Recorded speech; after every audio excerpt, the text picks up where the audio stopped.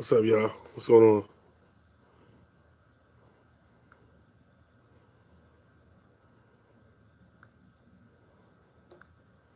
What's going on, y'all? It is 2:13 p.m. Sunday, January 20th, 2019.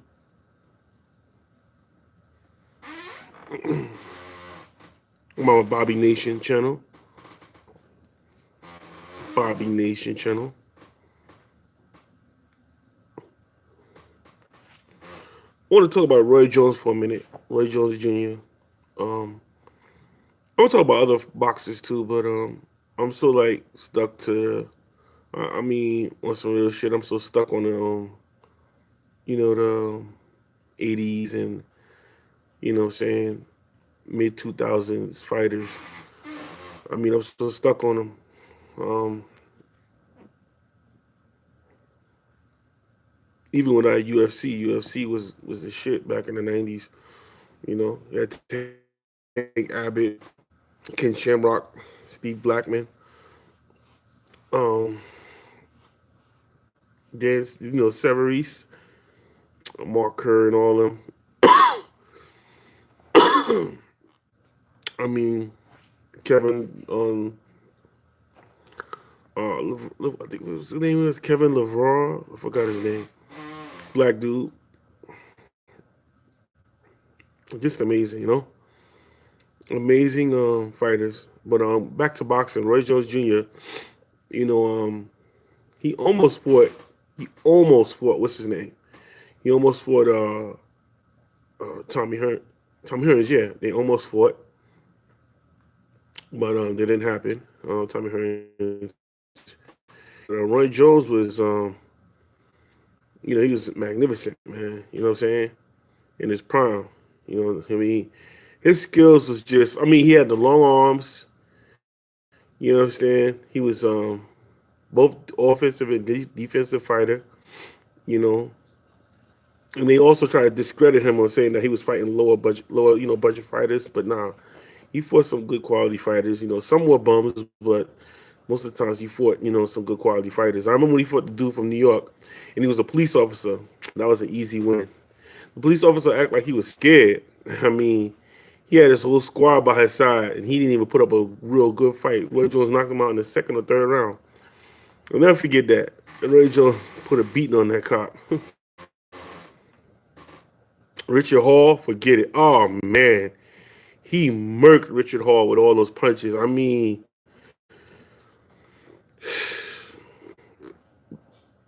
Roy Jones was just beating the shit out of him, and then it was so bad that Jim Lampley was like, "What the hell is wrong with this referee?" That referee, I forgot his name, and he always refereeing in Madison Square Garden. I mean, Roy Jones was just beating the holy crap out of Richard Hall, man. I mean, Richard Hall was and he was 6'4", and I think 6'4", 6'5". Roy Jones was beating him like he was beating him, and finally stopped the fight. And Richard Hall was all fucked up. I mean, there's so many classic Roy Jones like knockouts. I mean, like real talk. Like when he caught Virgil Hill, you heard this shot, boom, and he was like, Virgil Hill just bent and just was like he just knocked the whole wind out of him.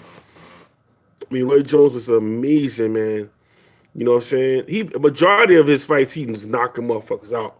You know what I'm saying? Clinton Woods, he knocked. I mean, Clinton Woods was just coming from fighting Glenn Johnson from a decision. And of course, later on, I guess 2 years later, Glenn Johnson knocked out Roy Jones. And it's so funny because with Roy Jones, right? Guy like Roy Jones, guy like Bernard Hopkins, unless the guys that they beat, like Clinton Hills, he beat Clinton Hills in the sixth round. Clinton Hills beat Glenn Johnson in a decision. I'm like, wow. Sometimes the guy that you could beat, that could beat him, could beat you. I mean, that he could beat you. I mean, I don't understand. That's crazy because that's how it happened with Vernon Forrest. Vernon Forrest whooped Shane Mosley's ass, and he just took him to school. Damn, Vernon Forrest dies. Rest in peace of Vernon Forrest. Jay Mosley beats the shit out of fucking um what's his name? Ricardo Mayoga. Knocked him out. Was beating the shit out of him. But rest in peace to Vernon Forrest. He was decent, man. Like I said, if Vernon Forrest was living, I swear to God, he would have been at least fighting. Um, I know he would fight Bernard Hopkins for a fact.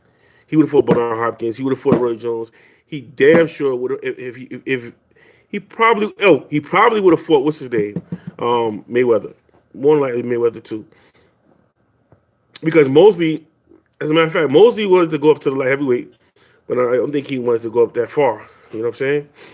That would have been a good fight, Mosley and Bernard Hopkins, but whatever. Times things change, so you know. But yeah, Roy Jones, man. I think Roy Jones should have fought Bernard Hopkins like in early 2000s. Like I believe he should have fought him in like 2002. But it was about money and I mean it was all about the money. And Roy Jones didn't want he wasn't taking the money that they was going to pay him, and it was all BS. I don't understand why they fought 2010 again when they should have fought at least in 2002 when they was like really in their what I'm saying, their prime. You understand? And they already won championships. I think Roy Jones was scared. You know what I think? I think Roy Jones was scared. I'm not too sure. Or maybe he just wanted more money. Oh, shit. I'm buffering like a motherfucker. I think Roy Jones was scared or he just wanted more money. Not too sure. But, yeah, man. But it would have been it would have been an epic fight if they would have fought in 2000. It would have been more epic if Roy Jones would have defended the WBA title and maybe for the he didn't want to fight Holyfield because he feel like he beating up on an old man, and he didn't want to be fighting Chris Bird because they'd be two guys who not hitting each other. So I think he should have just at least fought someone to defend the WBA title. That one for like one bout. He should have fought at least. Let me see.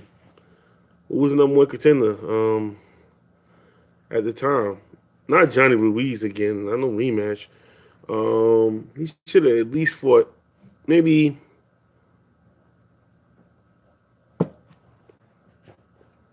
Oh, maybe what's the name?